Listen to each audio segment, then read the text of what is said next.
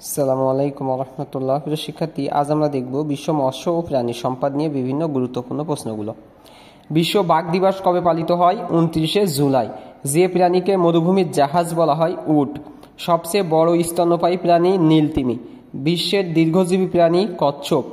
দ্বিবীয় বা মৎস্যজীবীদের দেশ বলা হয় নরওয়েকে।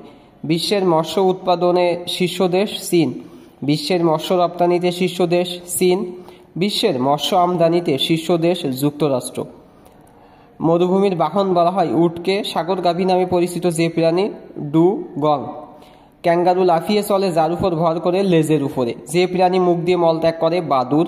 যে প্রাণী কখনো পানি পান করে না? Kangaroo rat. যে প্রাণীর হৃৎপিণ্ড 13 প্রকোষ্ঠ বিশিষ্ট? তেলাপোকা। যে পাখি পাথর ও লোহার টুকরো খায়? অস্ট্রিচ। যে পাখি পিছন দিকে ওড়ে? হামিংবার্ড।